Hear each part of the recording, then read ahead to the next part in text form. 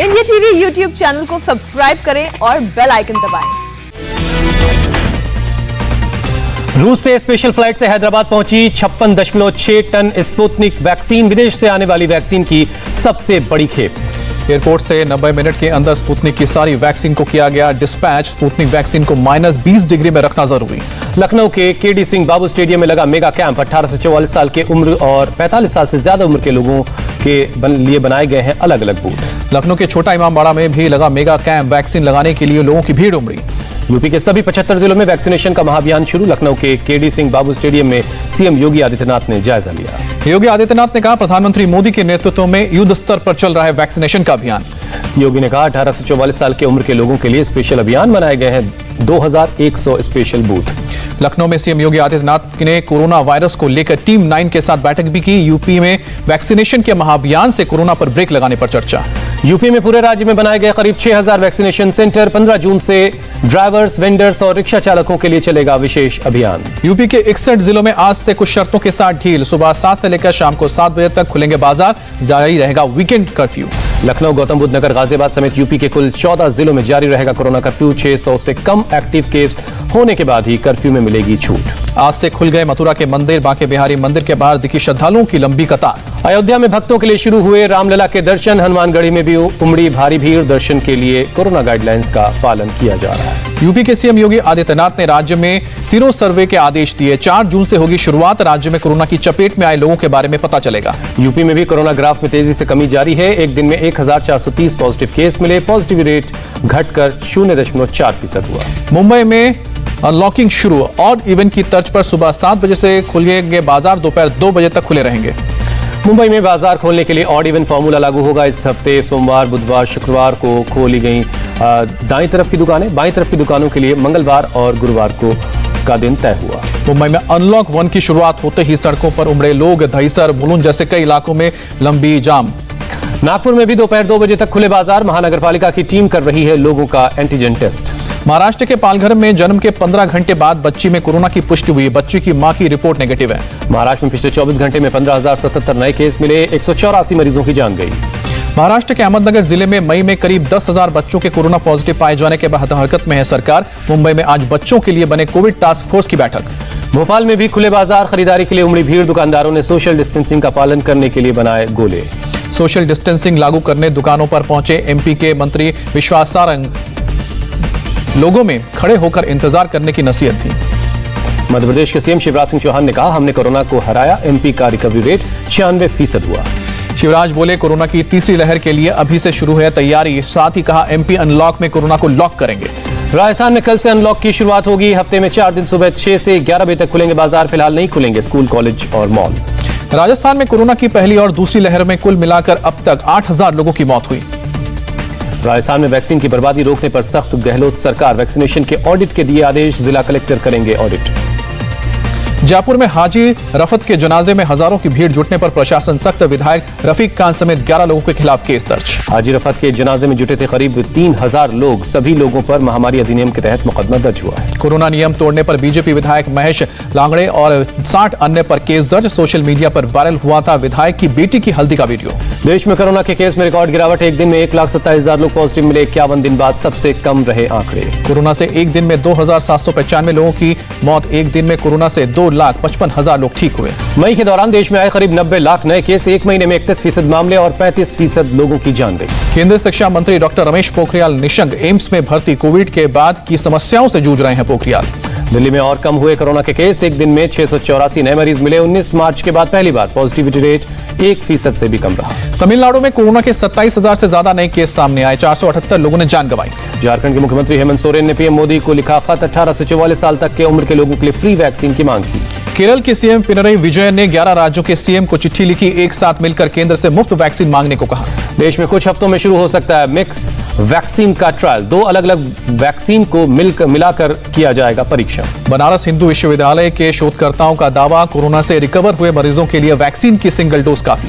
सिप्ला अमेरिकी company Moderna को vaccine के लिए देगी $1 अरब एडवांस। सरकार से वैक्सीन के लिए मांगी कई छूट। राहुल गांधी ने ब्लैक फंगस पर केंद्र सरकार से जवाब मांगा। पूछा, इसकी दवाई की कमी दूरी करने के लिए सरकार क्या कर रही है। कर्नाटक में 2 बच्चे ब्लैक फंगस महामारी की चपेट में आए। बेंगलुरु के सरकारी अस्पताल में चल रहा है दोनों का इलाज।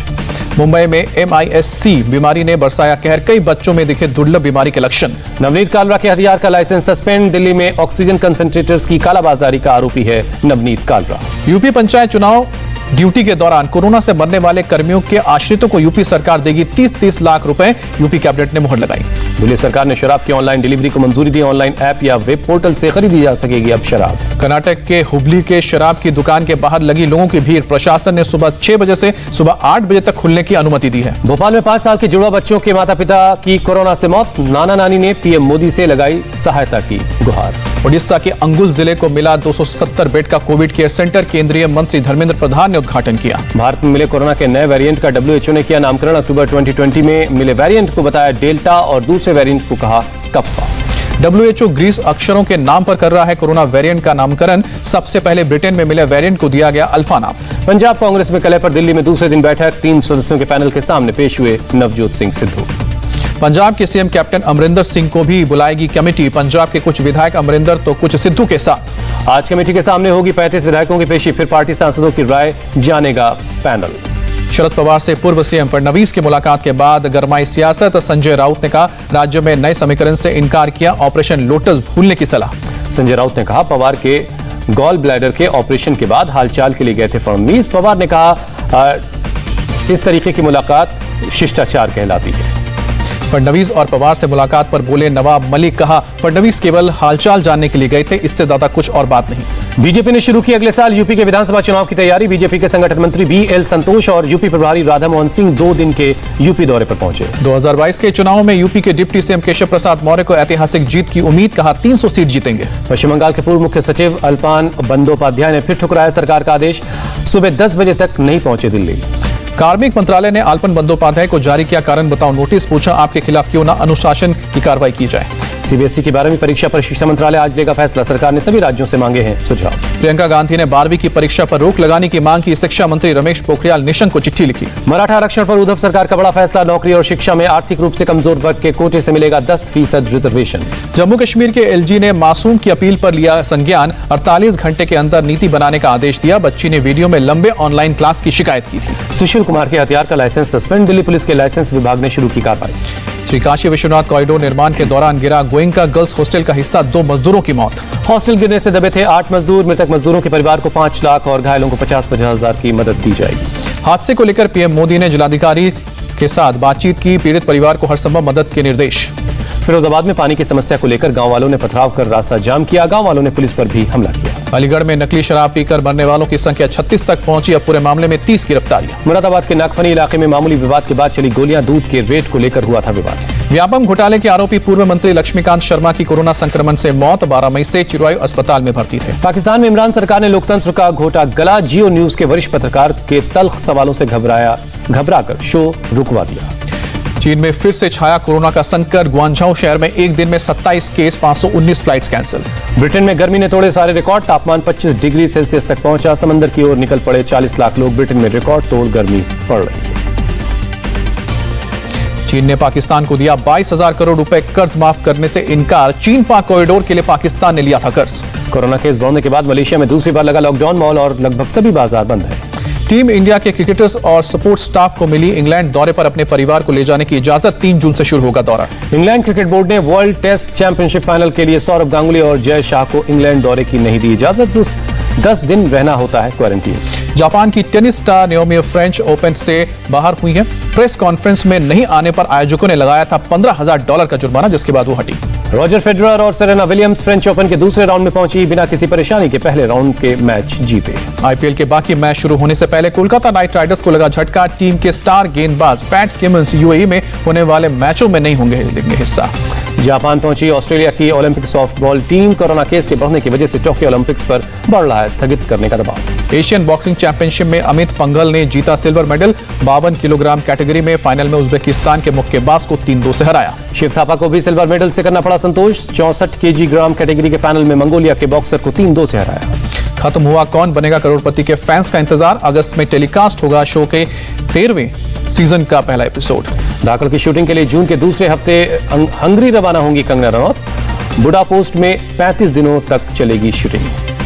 प्रोड्यूसर एक्टर जैकी भगनानी समेत 9 लोगों के खिलाफ FIR दर्ज, पूर्व मॉडल ने लगाया रेप और छेड़छाड़ का आरोप।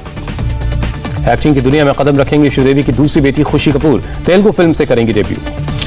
विद्या बालन की अपकमिंग फिल्म शेरनी का ट्रेलर हुआ रिलीज। फिल्म फॉरेस्ट ऑफिसर के रोल में नजर आएंगी विद्या बालन। टीवी एक्टर करण मेहरा को मिली बेल, पत्नी के साथ मारपीट के आरोप में मुंबई पुलिस ने किया था अरेस्ट।